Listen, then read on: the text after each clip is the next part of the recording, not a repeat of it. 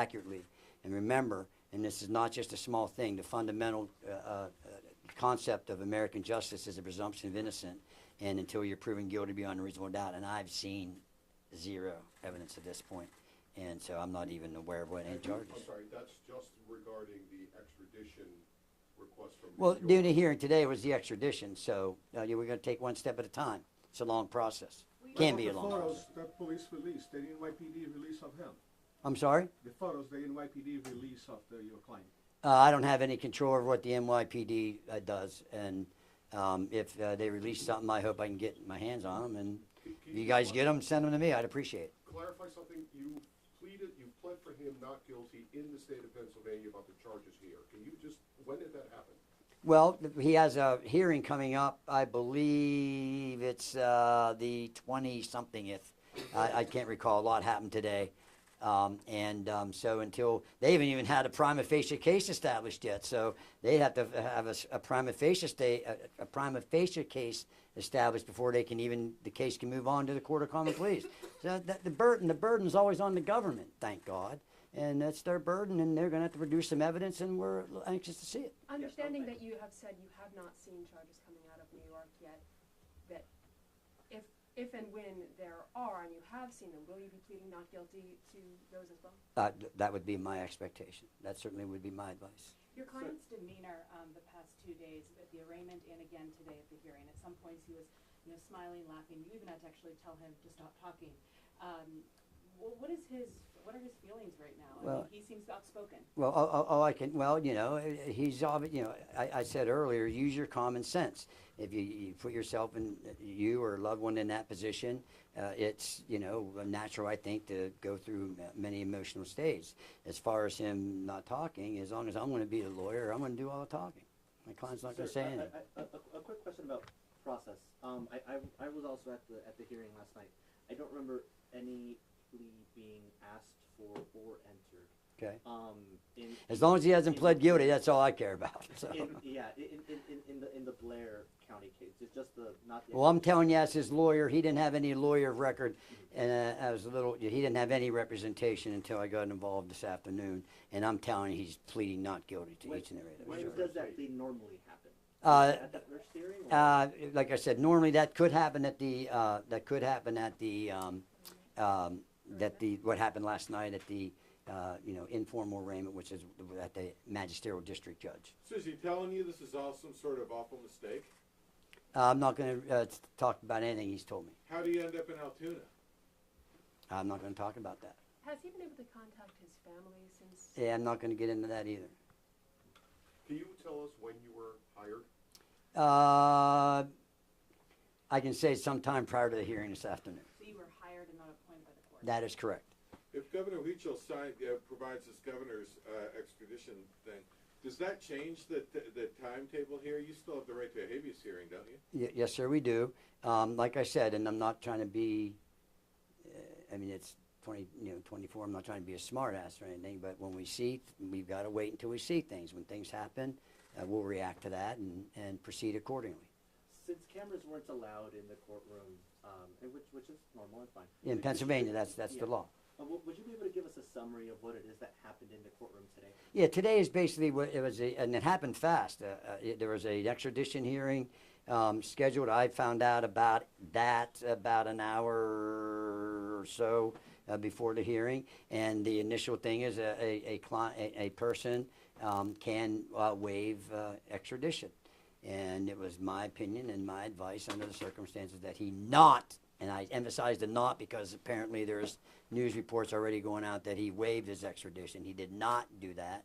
And so that's why we wanted to make sure we're going to use the process and use the Constitution and the rights that are available to any one of us in this room and any American citizen or person charged with a crime. So we're going to move forward. You argue that he should not be eligible for, that he should be eligible for bail, excuse me. Yes, ma'am. Talk about some of those reasons. Yeah, so in Pennsylvania, the Constitution says that all crimes are generally a bailable offense. Bailable offense means you have to set some form of bail. The exception to that is if it's a capital case, which means the Commonwealth or the government is looking for the death penalty, and I proud to say I am one of the few attorneys in Pennsylvania that's qualified to do death penalty cases. But those which this is not a capital case, knock on wood at least that I'm aware of it right now, or if a first degree murder, which carries in Pennsylvania life without parole. If the charge which you're faced with is life without parole, then you're not eligible for bail. Since the crime, at least what was set forth by the district attorney, was alleged to be a second degree murder, that's not life without parole. So I believe that bail should have been set. But you also talked about like a home monitoring system was a possibility. His lack of prior criminal history. I mean, you really feel that your client should be out in the public. You do not feel that he's a threat to the community. Yeah, now you got to understand, when you set bail, the judge could set $1 million bail. It could be $5 million bail, but damn it, you get bail. That's what you do. And like I said, anytime you look at the criminal justice system, pretend you're that one in that spotlight. You're going to want to be out. And, so yeah, I think he was entitled to bail, and the judge makes it 100 million or 10 billion or 100,000, he's entitled to bail. But to simply say no bail, in all due respect to the judge, I believe bail should have been set. During the hearing yesterday, he implied that some of the cash that was found on him was planted or he didn't know what it was to do with. Can you speak to that at all? I can't because I wasn't at that proceeding. Is your client being held in solitary confinement? I can't comment on that. I do not know. What is the procedure in the next couple of days? What are you going to do? What is going to happen? I'm not going to get into a lot of detail. I do have some things planned, but I can't get into that because I don't think that's what attorneys do. So are there any other court proceedings in the next day or two? Not that I'm aware of. I hope that since I'm the attorney of record, that they let me know about it. Earlier today, you talked about the masks possibly being related to coronavirus. Could you elaborate on that? Well, I mean, yeah, I don't know where you are from, but I still see people wearing masks. They say numerous masks. A lot of times when you buy masks, you got to buy them, they don't, I guess you can buy them individually, but every time I bought them, they come in boxes, so I don't know. All I can tell you is that's not a crime. It's not a crime. Did your client indicate to you that the reason for the masks was because of the COVID? I would not ever indicate anything that he indicated to me. What's I his can't get into demeanor that. like? Is he worried? Well, I'm not going to speculate on that, but like I said, use your common sense. If you were in a jail or confined in a state where supposedly there's rumors going around you're going to be charged with murder, use your common sense. Well, you talk to him. What can you tell us about your client? What's that? What can you tell us about your client? Probably not a whole lot. What were your first impressions of him whenever you met with him or spoke with him for the first time? I'm not like the airplane movie said. Hey, give us your impression. And the guy says, I don't do impressions. So I wasn't looking for impressions. What I was trying to do was form a bond with my client. I want him to trust me, and I want him to be confident that I'm here for him. And I feel that I'm very pleased how that went. How's Hi, about his Vice mental Chair. and his physical health? Excuse me, ladies first. I'm sorry. How is both his mental and his physical health? Online, he appeared to frequently discuss a spine injury he may have had, and do you think that could have contributed to some sort of Yeah, mental breakdown? I'm an attorney. I'm not a physician. I would only be speculating. I'm not going to do that. What's the benefit of not waiving the extradition and going to New York and having a hearing? There's a lot of benefits to that. It would take too long for me to get into all that. We're testing the process. I haven't seen anything. I have not seen one scintilla, one speck, one drop of any evidence yet. So it's what I decided. I think that was in our best interest to do today. Can you clarify if he will plead not guilty to the murder charge? Well, from what I've seen up to this point, he hasn't been charged with that. Okay, he hasn't been charged with that. But if in fact he would be charged with that, I would anticipate. Again, I don't really want to speculate. But if in fact that would happen, I would anticipate a plea of not guilty. Are you able to represent him in New York for the homicide charge? If that would happen, that could be a possibility. Will you accept public donations from those seeking to fund his defense? I don't know. How long will you be fighting the extradition? As long as it takes to do it effectively and competently. So, just to confirm, you are also barred in New York? No, but you can get admitted because I've been doing this for 41 years. You can get admitted there. So, but like I said, I don't want to speculate about anything. If that opportunity would present itself and that would come out, I certainly would consider it. Why did your client come to Altoona? I'm not going to get into that. Do you have any ties to here? the Not, school? not gonna comment on that. Could you comment on what type of money the foreign currency was? The what? What type of No, ma'am, I could not, because again, I wasn't there. I haven't seen anything yet. I don't like to go by what in all due respect to you folks, what I hear in the press. You know, so now that I'm on board, I'm gonna find out. Did you talk to him about it in New York? Again, I'm not gonna get into what my client and I talk about. Have you spoken to his family? Not gonna get into anything about that. Are you gonna follow any motions of any sort anytime soon? I anticipate doing that. Did you object to him going up to SCI Huntington? Should he be here in the Blair County lockup? That's an administrative thing. That's at the bottom of my priority list right now, as long as, you know, he's safe and all that stuff, and I'll deal with that. He's on the suicide watch? Pardon me? He's on the suicide watch? I don't know that, and even if I did, I wouldn't comment on it. Taking a step back. Because they do that a lot of times in some institutions, just as a matter of procedure. Sir, can you just repeat, I'm sorry, folks are watching this all over the country and they're having questions. Can Is that you why just- all your cameras are here? Can you just help us understand what do you expect him not to plead guilty to? Is this the murder charge or the charges in Pennsylvania?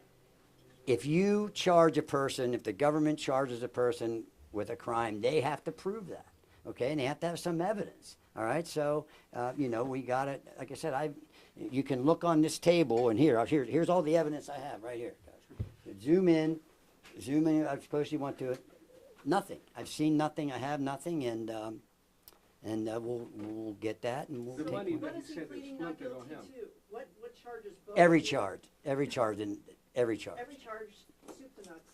Every charge. What about the money? But what money? It was $8,000 that was followed him. I'm not commenting on that. Again, like I said, I don't know anything about money other than what I've heard from you guys, and I will get to the bottom of that and figure that out. Taking a step back for a second, when you, okay, thank you, but stay close to the mics. Okay, sorry. When you saw news of the shooting last week that the CEO of UnitedHealth had been gunned down in the streets of Manhattan, what did you personally think? What was your reaction? I'm a lawyer. I'm a criminal defense lawyer. I don't have a whole lot of time to watch news. I just look at glances, and I won't comment on When that. did you hear of it? I can't even remember. Have you done any investigation yet?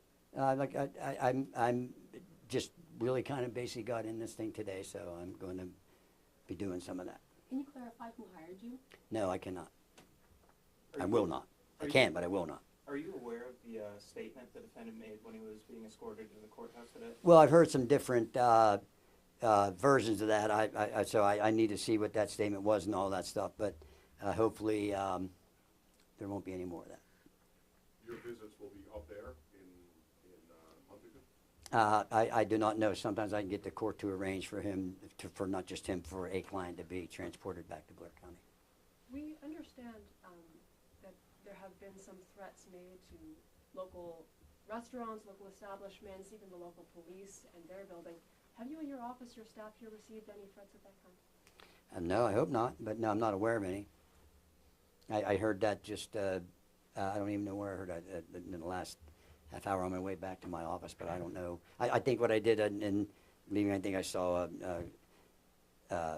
some transcription of District Attorney Weeks' press conference. He mentioned something about people being threatened. I hope not. I mean, that's not what we should be doing as Americans. When do you expect to talk to your client next? Soon. Are you going to attempt to delay the December 23rd prelim? Is that enough time? That's a good question. I do not know that yet. That could be a possibility. Does he have a current physical injury of any kind to his back? I'm not going to comment on anything personally related to my client. What are we missing? What happened in court when you told him to keep quiet? He shut his mouth, which is good. That's what he needs to do. What did he do for you to tell him to be quiet? I thought I heard his voice, so that when I heard that triggered me and shut up. So that's How long have just, you been practicing, sir? this is my 41st year. Where did you leave it with him? Are you going to talk to him tomorrow? I may, but definitely soon. Thank you. Thank you, sir. All right. Anything else? Thank you guys. Like I said, I appreciate your Thomas patience. M. Dickey. Yes, Thomas M. Dickey. Thomas M. Dickey. And then, so I appreciate everybody. Sorry the weather is what it is. And Place it right in. I appreciate you guys, all right? Thank you. Thank you, so good luck to you. You're very welcome. Thank you, guys. Thank you. And remember, just don't forget that presumption of innocence, okay? That's a really important thing. And hopefully not, but someday you guys may all appreciate that.